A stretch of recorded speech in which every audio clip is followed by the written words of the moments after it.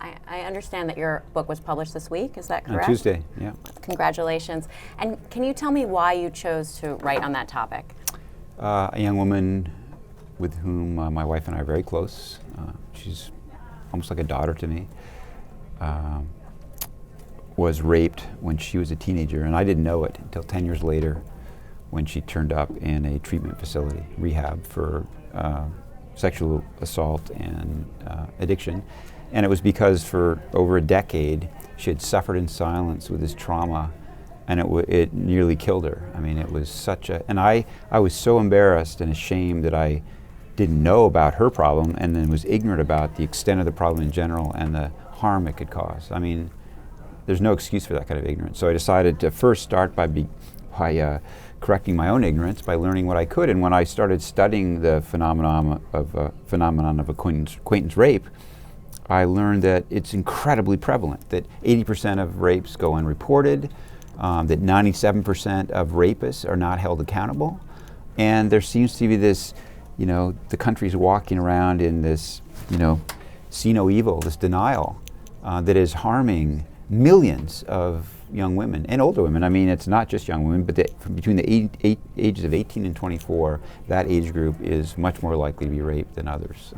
It sounds like while you were doing your research, there were a lot of surprises, since you admittedly say you didn't know a lot about it. But besides what you just mentioned, was there anything in terms of the psychology of the rapist, or anything that sort of surprised you or shocked you? So much was shocking and surprising. I was shocked by the attitude of law enforcement, prosecutors and police, who this sense of almost like resignation. The prosecutors never did prosecute, so why should we cops investigate seriously?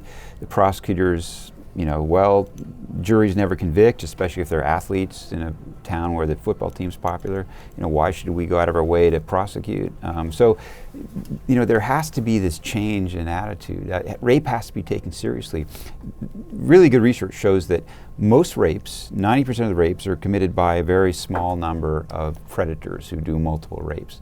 Relatively small number of guys do most of the raping, and they rape on average 6 women, and they assault another 8 individuals. So if you start getting serious about rape, and there's a 90% chance the guy you are deciding whether to go after to prosecute, there's a 90% chance that he is a predator, a serial predator. And if you just ignore him because, she was drinking, it's going to be tough, you're allowing this guy to harm many, many women. So we need to change our attitude. When you speak about that attitude, why aren't people serious about rape, and what is so hard?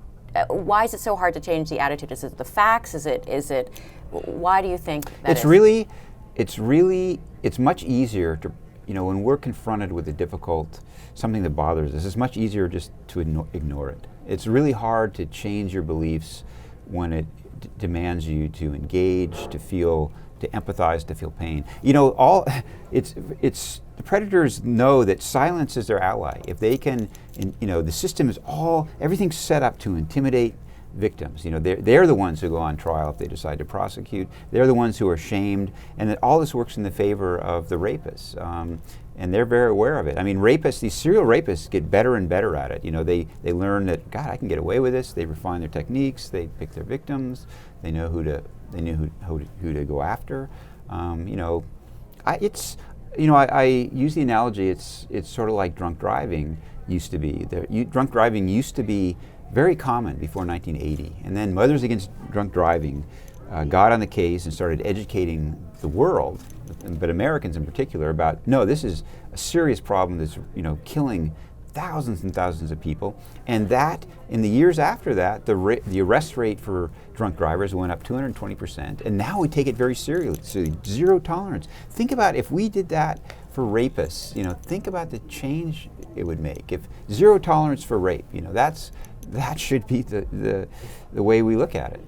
And do you think, women are obviously behind this issue, and when you come to a summit like this, you can see a lot of women behind this issue. What about getting men to, I'm not saying they don't care about this issue, but let's say... I think it's critical to get men behind it. But I disagree with you. There's a lot of women. Some of the biggest rape, some of the biggest apologists for for, the people who say, is this just rape hysteria? There really isn't a problem, are women, very prominently. And that's something, it's not so much a gender, certainly there's many more women who understand the seriousness of the problem, because there's many more women who have been raped. I mean, after this book was announced a couple of months ago, the publication, people knew I was writing it. All these friends of mine, people I've known my whole life, came up to me and said, thank you for writing this book. I have to tell you, I was raped. I mean, I can't tell you how many of my friends, members of my own family, one of the women who told me that was a friend who's 71 years old. I've known her since I was 18. She told me that she was raped when she was a freshman in college. She was a virgin, and she was raped by an athlete in a big Western university. So, this isn't. There's not an epidemic going on. This isn't a new thing. This has always been there beneath the surface. And thanks to people like Annie Clark, these young women who have the courage to come forward, they're emboldening other women to come forward. That is the most important thing, is people like what Annie is doing, to let other women know this is okay, it's important. Silence is the rapist's weapon. By speaking out, we're striking a blow against the rapists. We're educating the culture. We're developing this critical mass that could be the thing that changes the way our country deals with this issue. I just have a couple more questions. What's the best advice that you've ever gotten? Wow, I've gotten a lot of bad advice. Don't take advice. Is that the best advice? No. Well, in some sense, the best advice is to, develop your own sense of what's right and what's wrong. You learn to trust your instincts. You want to control your own life. You don't want to be blowing in the wind, blown by others. So, I was lucky. I grew up, or maybe my parents wouldn't have said that, but I've always been kind of a skeptic and a doubter, and a skeptic about the conventional wisdom, for better or worse. I mean, I'm 61, and I'm not as, I've learned a lot, put it that way, in the years that I'm nowhere near gaining wisdom, but I'm closer now than I was a while ago. So.